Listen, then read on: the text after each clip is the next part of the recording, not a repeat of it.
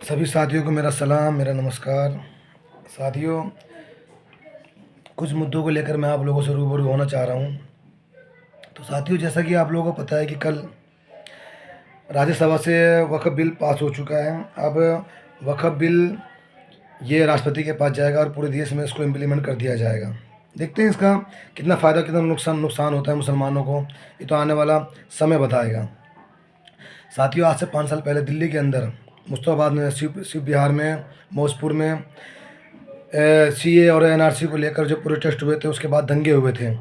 उसमें 53 लोगों की जानें गई थी।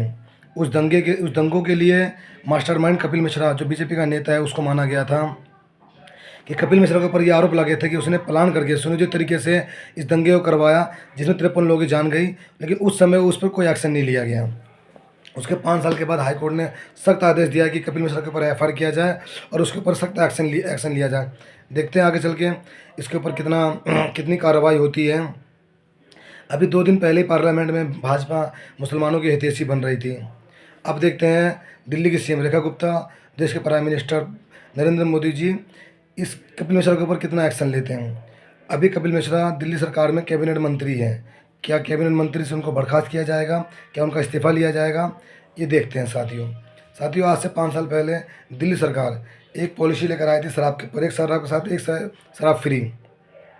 तो उसके ऊपर भाजपा ने तरह तरह के सवाल खड़े किए थे कि दिल्ली को अरविंद केजरीवाल शराब की कैपिटल बनाना चाह रही है, लोगों के जंग के साथ खिलवाड़ कर रही है, लोगों को जहर पिला रही है, लोगों को मारना चाह रही है। अब वही पॉलिसी उत्तर प्रदेश में लेकर आई है। अब आप लोग जानते हैं कि उत्तर प्रदेश में भाजपा की सरकार है।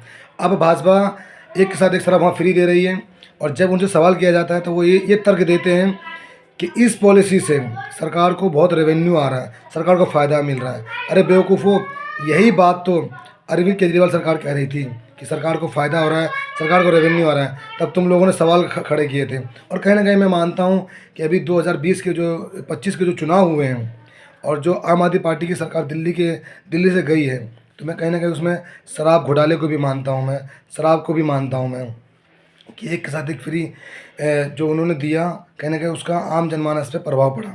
शराब घोटाला कितना सही है, कितना गलत है, ये तो आप लोग जानते ही हैं। अभी तक उस घोटाले में भाजपा के पास कोई सबूत कुछ भी नहीं है, जिसके लिए आम आदमी पार्टी के बड़े बड़े नेताओं को जेल में डाला था।